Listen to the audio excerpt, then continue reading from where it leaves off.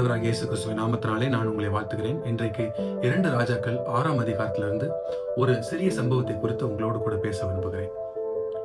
தீர்க்கதரிசியாகிய எலிசாவினுடைய நாட்களிலே ஒரு மனிதன் ஒரு மரக்கொப்பை வெட்டி கொண்டிருக்கும் பொழுது அவன் கையில் இருந்த அந்த இரும்பு கோடாரி தவறி ஆற்றுக்குள்ளாக விழுந்து விடுகிறது. உடனே அவன் தீர்க்கதரிசியாகிய எலிசாவை நோக்கி, ஆண்டவனே, இது இரவலாக வாங்கப்பட்டதே என்று சொல்லுகிறான். இதை கேட்ட உடனே அந்த தீர்க்கதரிசியாகிய எலிசா அங்கே வந்து, எங்கே நீ அதை துடைத்தா என்று அவனிடத்திலே கேட்கிறார். அவன் அந்த இடத்தை காண்பித்த உடனே அவர் ஒரு மரக்கொப்பை எடுத்து அந்த ஆற்றின் மேலே போட்ட உடனே மூழ்கி கிடந்த அந்த இரும்பு கோடாரி தண்ணீர் மேலே மிதக்கிறது. உடனே அதை அவனிடத்துல இதை நீ எடுத்துக்கொள் என்று சொல்லுகிறார். அவனும் அதை எடுத்துக்கொண்டு சென்று விடுகிறான். எலிசா செய்த எத்தனையோ மிகப்பெரிய அற்புதங்கள் இந்த வேதத்தில் எழுதப்பட்டிருந்தாலும் ஒரு சாதாரண ஒரு கோடாரியை அவர் அவனுக்கு மீட்டு எடுத்து கொடுத்த இந்த அற்புதத்திலிருந்து நாம் நம்முடைய வாழ்க்கையை மாற்றக்கூடிய பல காரியங்களை நம்மால் கற்றுக்கொள்ள முடிகிறது.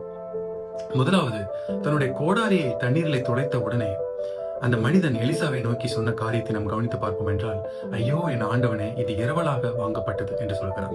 நமக்கு சொந்தமான பொருளை நாம் துடைக்கும் பொழுது நமக்கு இருக்கிற அந்த பதட்டத்தை விட இன்னொருவர் நம்மை நம்பி நம்மிடத்துல கொடுத்திருக்கிற ஒரு பொருளை நாம் துடைக்கும் பொழுது நம்மிடத்தில் இருக்க அந்த பதட்டம் அதிகமாகவே இருக்கும். எனவேதான் அந்த கோடாரி இரவலாக வாங்கப்பட்டதே என்று அவன் ஏக்கத்தோடு தீர்க்கதரிசியாகிய எலிசாவிடத்திலே சொல்கிறான். இன்று நம்மிடத்திலேயும் இரவலாக வாங்கப்பட்ட ஒரு கோடாரி இருக்கிறது. அது வேற ஒன்றும் இல்லை, அது நமக்கு கொடுக்கப்பட்டிருக்கிற இந்த சரீரம். 1 கொரிந்தியர் 6ஆம் அதிகாரத்தில் நாம் வாசிக்கும் பொழுது பவுல் எழுதுகிறார், உங்களுடைய சரீரமானது அது பரிசுத்த ஆவியானவருடைய ஆலயமாக இருக்கிறது. கர்த்தரே சரீரத்திற்கு சொந்தக்காரராக இருக்கிறார்.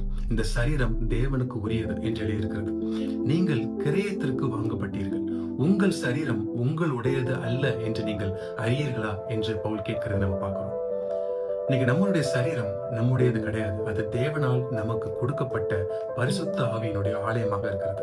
மனிதன் இந்த கோடாரியை தண்ணீருக்குள்ள போட்டது போல நாமும் நமக்கு இரவலாக வாங்கப்பட்ட நம்முடைய சரீரத்தை உலகம் என்கிற தண்ணீருக்குள்ளே போட்டு அநேக நேரங்களிலே பாவத்தினாலும் தேவனுக்கு பிரியமில்லாத காரியத்தினாலும் நாம் நம்முடைய சரீரத்தை பாழாக்கி விடுகிறோம். ஆனாலும் இந்த சம்பவத்திலிருந்து நம்ம கற்றுக்கொள்ளக்கூடிய ஒரு முக்கியமான காரியம், நம்முடைய சரீரத்தை நம்ம இந்த உலகத்துல துடைத்தாலும் இந்த மனிதன் எலிசாவை நோக்கி கேட்டது போல நாமும் நம்முடைய ஆண்டவரை நோக்கி, ஆண்டவரே, இது இரவலாக வாங்கப்பட்ட இந்த சரீரத்தை நான் இந்த உலகத்திலே துளைத்து விட்டேனே என்கிற ஏக்கம் நமக்குள்ள இருக்க வேண்டும் என்று ஆண்டவர் விரும்புகிறார். 2வது காரியம், இந்த மனிதன் எலிசாவிடத்துல போய் சொன்ன உடனே எலிசாவிடத்துல கேட்கக்கூடிய ஒரு முக்கியமான கேள்வி என்ன என்றால், நீ எந்த இடத்திலே அதை துடைத்தாய், அது எந்த இடத்திலே விழுந்தது என்று அவனிடத்திலே கேட்கிறதை நாம் பார்க்கிறோம்.